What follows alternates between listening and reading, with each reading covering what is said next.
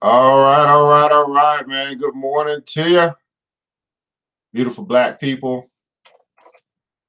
Oh, my beautiful people, man. Good morning to you. Thanks so much for joining us here today on the New Black Wall Street Book Club, where we're continuing along in our journey through Think and Grow Rich, a Black Choice.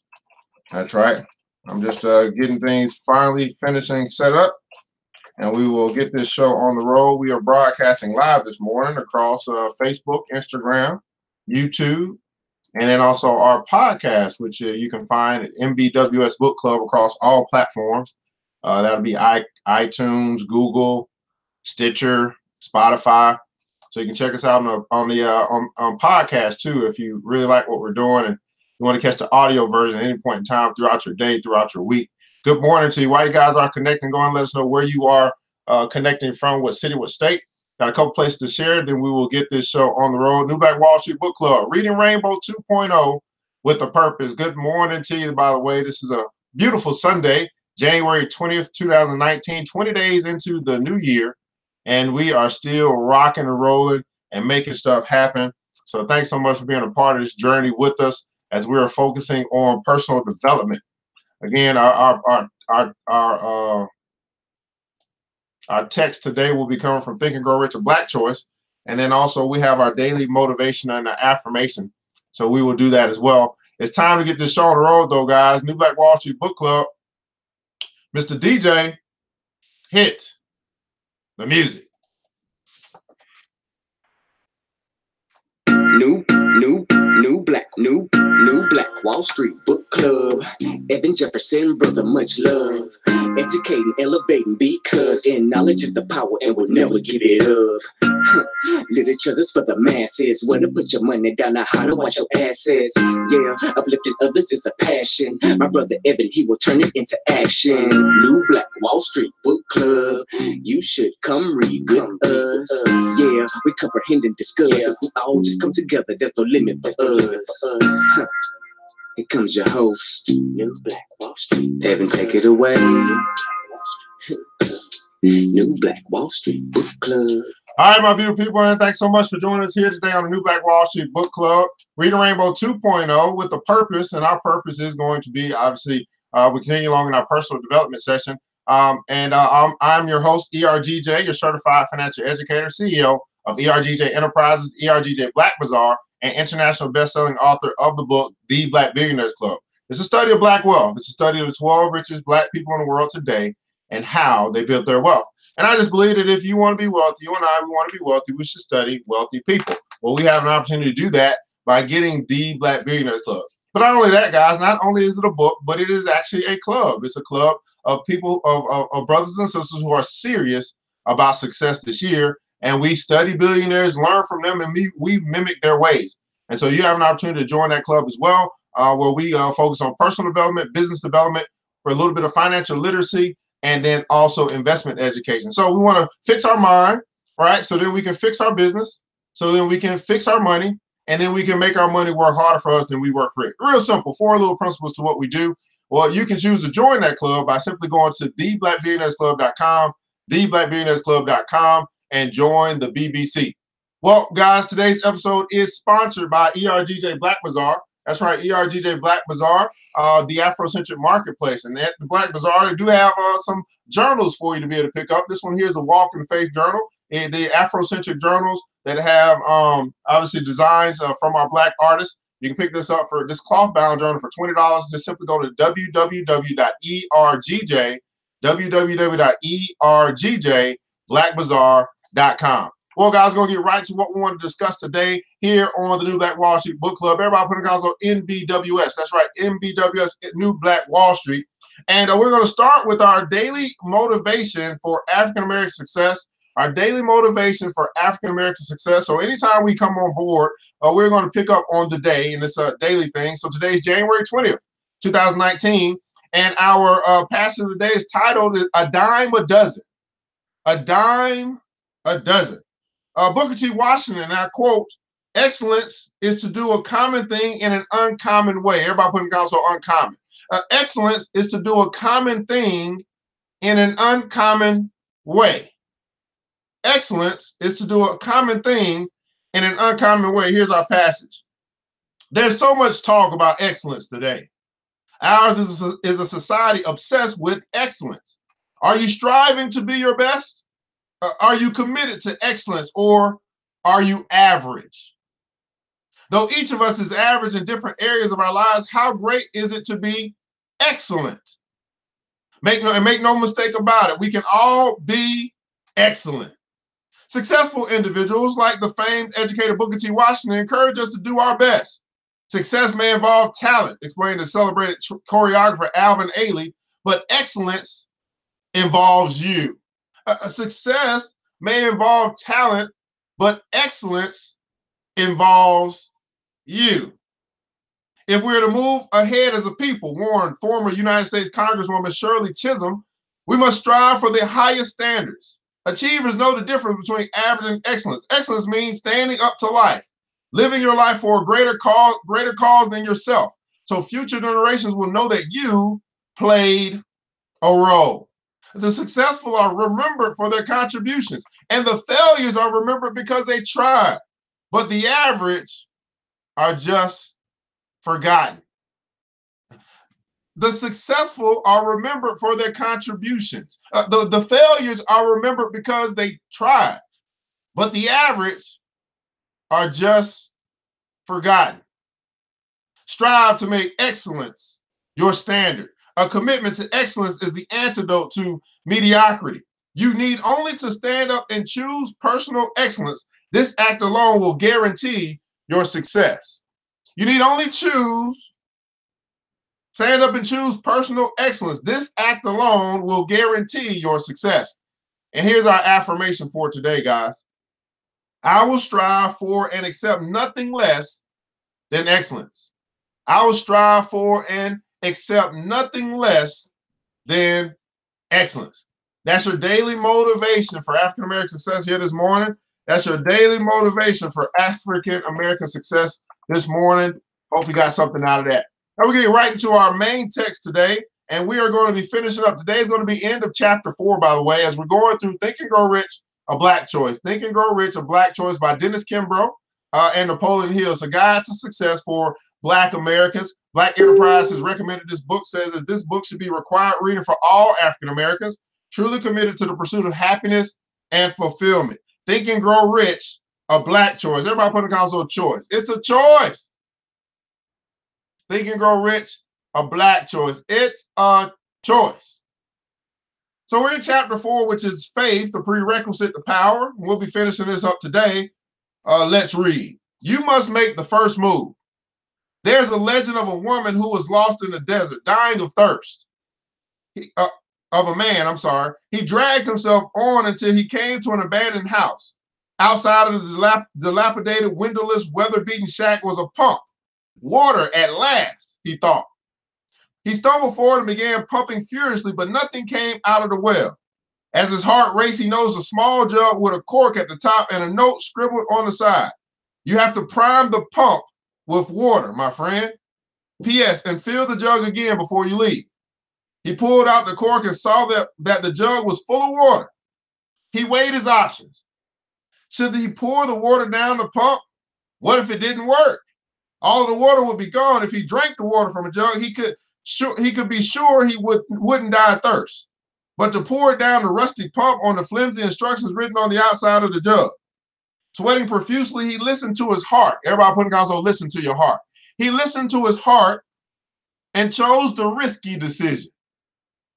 He proceeded to pour the entire jug of water down the rusty old pump and furiously pumped up and down. Sure enough, the water gushed out. He had all he needed to drink. With a thankful heart, he turned his thoughts upward. He filled the jug again, corked it, and added his own testimony to the words on the bottle. Believe me, it really works. But you must have faith. Now, I believe this brother is saying the same thing to us this morning, that believe me, it works.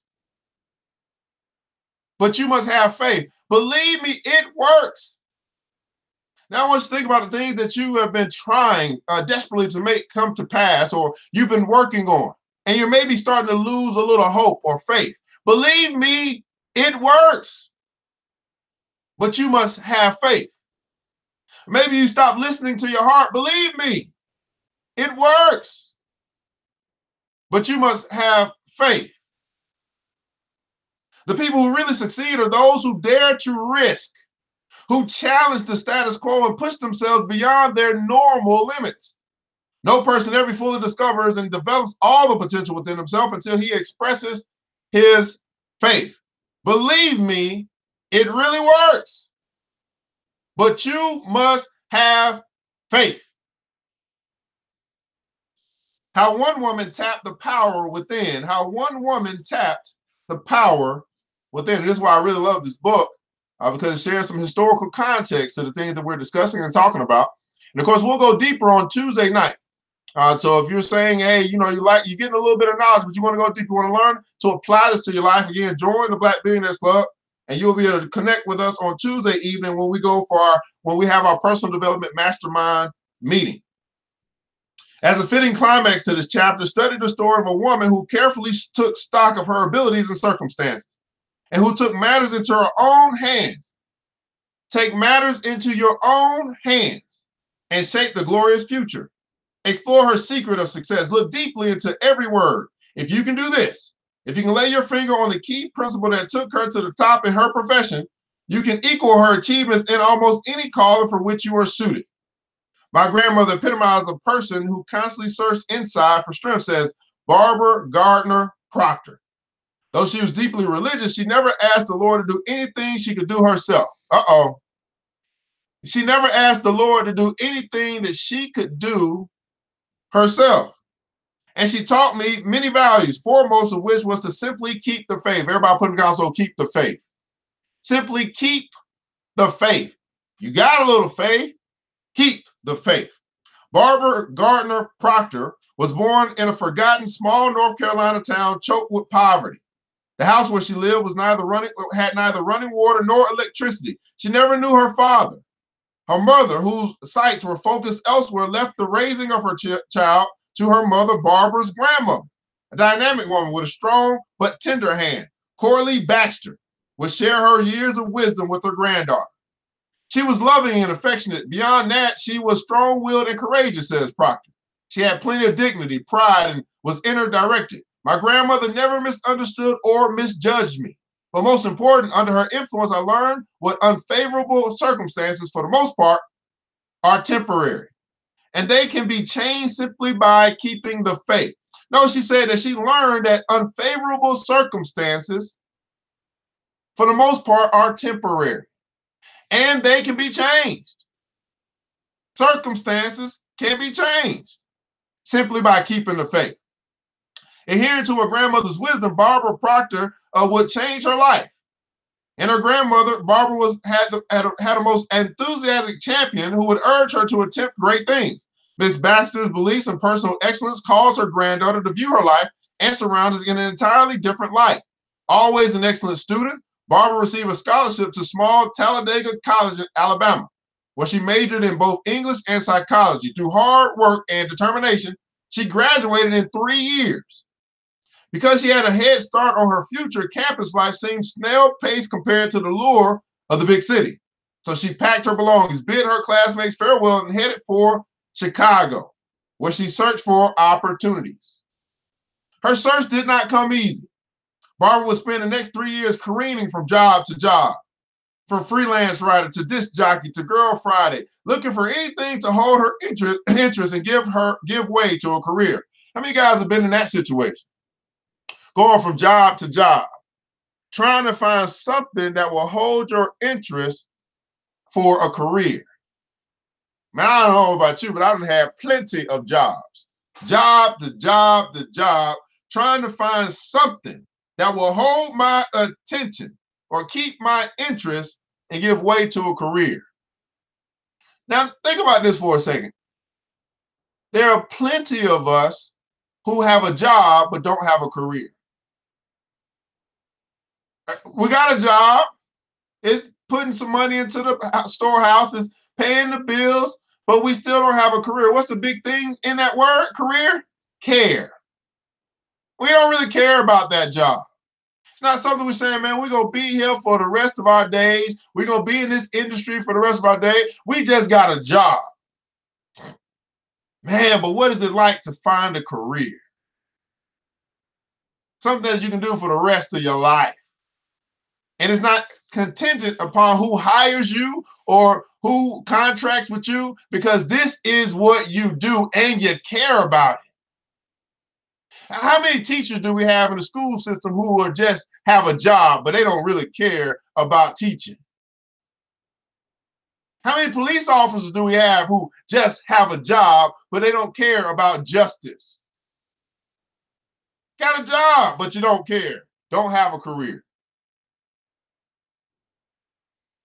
Where was that? Oh, her wandering came to a halt when she was contacted by a local advertising agency that needed the services of a young, energetic copywriter.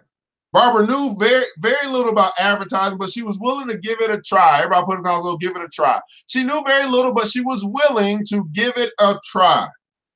And besides, based on her talents and creativity, she thought she might be able to tackle the job and make a name for herself. She joined a small but reputable firm and pushed forward. Her instincts were right. The advertising business intrigued her. She was attracted to the industry by a convergence of factors: products, personalities, creativity, and constant change, all squeezed into fast-paced deadlines. Writing ad copy can be tough, but to this self-starter, it came naturally. Barbara put her skills to good use. She turned her imagination loose as her employer assigned her to most work on high-level accounts such as General Motors and Proctor & Gamble and Coca-Cola. In 5 years, she worked for 3 different agencies, learning the business from the ground up. By 1969, she was earning more than $40,000 a year, and her future never looked brighter. I was a hot property, she mused. She became the first Black advertising executive in Chicago. She became the first Black executive in Chicago, advertising executive. But rougher waters loomed ahead.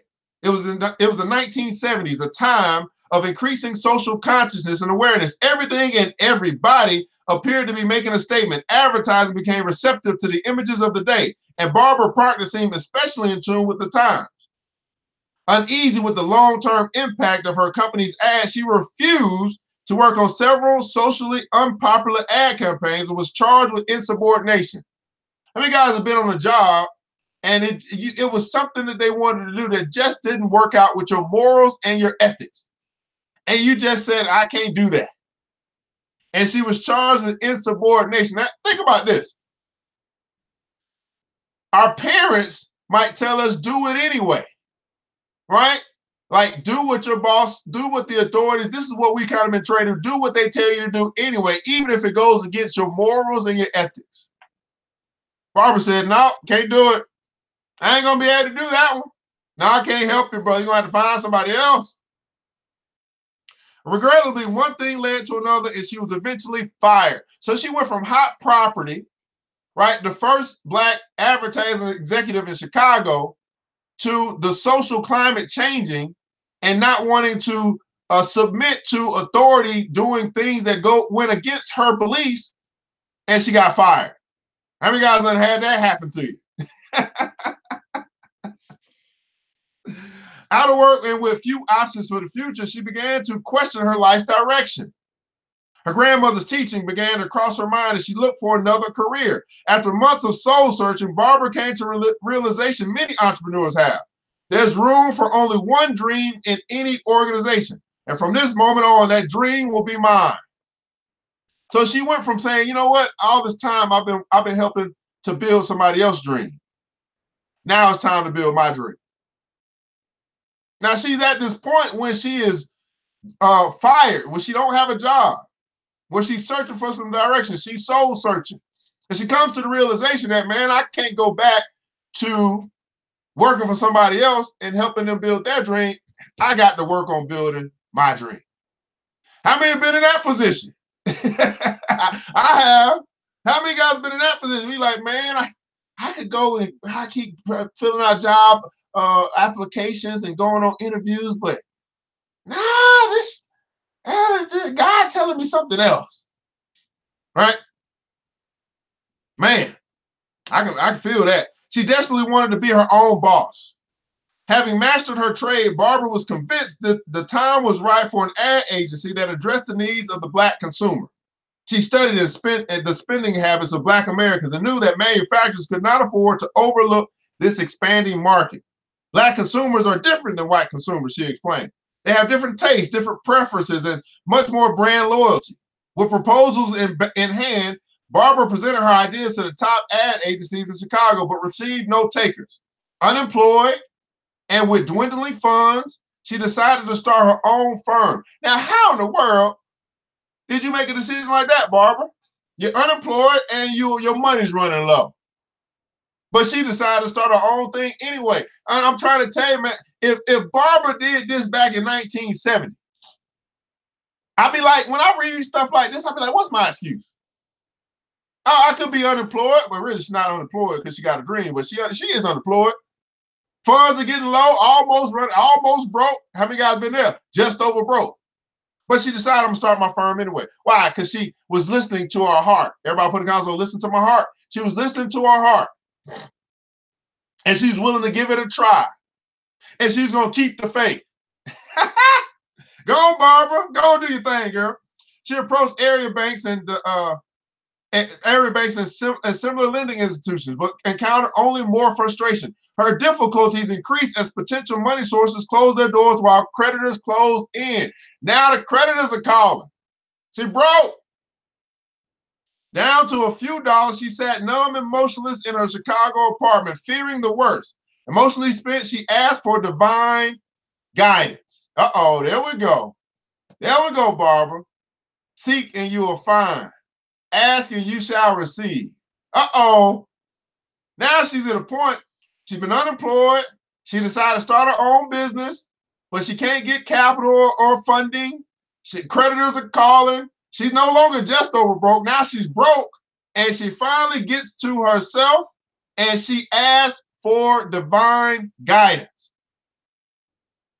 In my hour of need, she recalled, I found my greatest strength to be my grandmother's values. Keep the faith, she told me. Keep the faith regardless of the appearance of things. Over and over, I recited those three words. Keep the faith. Keep the faith. Keep the faith. Keep the faith. Until my answer came. Short on collateral and long on faith and hope, Barbara applied for a loan from the Small Business Administration. She hoped to start a service business, and had no collateral. She normally would have had little chance to acquire such a loan, but with faith, the tide shifted. She audaciously pursued a loan officer to ask the heads of three of Chicago's leading advertising agencies what salary they would pay her if she were an employee. The answers came back $65,000, $80,000, and $110,000 respectively. In a whirlwind 24-hour period, Barbara Proctor obtained an $80,000 loan, enough to keep her fledgling agency going until she landed her first two accounts, Jewel Foods and Sears, Roebuck & Company. 20 years later, Chicago's Proctor & Gardner Advertising has become a small but respected firm with an estimated $15 million in annual billings. The company's original two clients are still on her client list, which also includes G. Hellman Brewing, Alberto Culver, and Kraft Foods. Many years ago, Coralie Baxter told her daughter of her priceless gift. She also taught her to apply this life-saving principle throughout her life. Some people seem to use this power instinctively. Others have yet to learn it, and still others, the vast majority of us, have never really begun to use this tremendous power at all. The principle that I'm trying to emphasize is the power of faith. The moment you apply the power of faith in your life is the moment you will begin to step ahead of the crowd. Two facts stand out in Barbara Proctor's rise to prominence. First, the circumstances in which she found herself as a child might have discouraged the average man or woman from pursuing his or her dreams at all. And second, through faith, she was able to withstand the challenges of a major crisis. There's nothing new about the principle of faith. Everybody put in console faith. It may be applied by anyone. It may be applied by anyone. It may be applied by anyone. who makes use of desire and belief as strongly and as intensely as Barbara Proctor did. One of faith's stranger features is that it generally appears because of some emergency that forces men and women to look beyond the power of ordinary thought for the solution to their problems. It is during these emergencies that we draw upon the secret power from within, which knows no resistance great enough to defeat it. The scripture says, according to your faith, be it unto you. Remember, no more effort is required to aim high in life. There's no more effort required to demand abundance and prosperity than is required to accept misery and deprivation. Search. I like that word, search, until you find the secret power that dwells within. And when you find it, as you most assuredly will, you will have discovered your true self, that person who you were meant to be. Search, seek, and you will find. This was chapter 4, guys. Faith, the prerequisite for power. And we are just kind of moving right on along in this book called Think and Grow Rich, A Black Choice. We'll be picking up on next episode. We'll be talking about persistence, being persistent. That'll be chapter 5, by all means persist. At this time, I'd like for you to share with us any nugget that was dropped into your spirit today, your soul, a seed is what I call it, of what we read today, something that's just been deposited. You're like, man, that right there inspired you today. You got thinking about some things today. It made a difference in your life today. Of course, we share with you our daily motivation or our affirmation of the day, which is, I will strive for and accept nothing less than excellence. And we've also talked about today the power of faith and going into the life of Miss Barbara Gardner Proctor. Man, it's something about going into history and learning about people who have done it in the past, because if they can do it, we can do it. We got a lot easier than they did. Well, guys, as you guys are connecting and joining with, while you guys are actually typing, let us know what it is that you took away from today.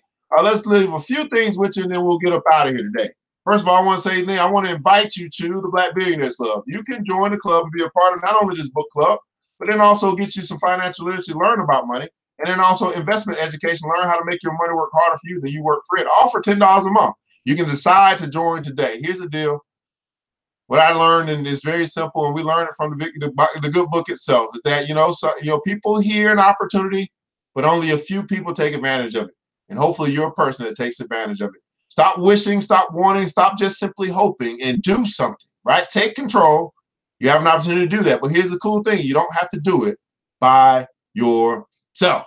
If you can do it by yourself, it'll already be done.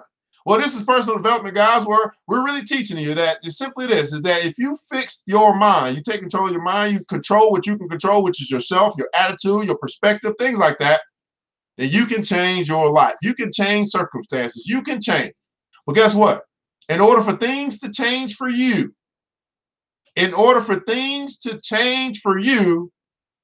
you must change. And until you take personal responsibility for you changing, then things will remain the same. As a man thinketh, so is he. Well, this is the New Black Wall Street Book Club. Reading Rainbow 2.0 with a purpose. I hope that you enjoyed today. I hope that you liked, that you shared. I hope that you subscribed. And I'm telling you guys, you may not be in a position where you can invest into the club. Well, there's another way that you can do it, by subscribing. Why? Because we learn how to leverage networks here as well. And people come and say, man, you got that many people that are subscribed? Yeah, we do. Okay, well, we want to advertise, we want to throw some promotion in. Guess what that does? That helps pay for your spot. So simply like, share, subscribe, do that today. Ms. Vivian said, better to finance your own dreams than someone else's. That's what I'm talking about. Better to finance your own dreams than someone else's. Keep the faith. Well, guys, I'm ERGJ, Certified Financial Educator. Today's episode was sponsored by ERGJ Black Bazaar. Make sure you check them out, www.ergjblackbazaar.com. Pick up your journal today to be able to capture your ideas, write down your goals, get it out of your head, get it on the paper. I want you to remember this, guys, that it takes a village. And it starts with us. Let's build as we climb together. We all we got, people. But guess what? That's enough. Now, I pray to God preserve each and every one of you. We'll be back tomorrow, Monday at 9 a.m. Eastern Standard Time for the New Black Wall Street Book Club. Until then, Mr. DJ, hit the music. It's the new Black Wall Street Book Club. With your host, Evan Jefferson. It's time for us to go. Yeah. Now you ain't gotta leave the computer, but we encourage you to get out there and learn and apply all the things you learn at the new Black Wall Street Book Club. Yeah. New Black Wall Street. The new Black Wall Street.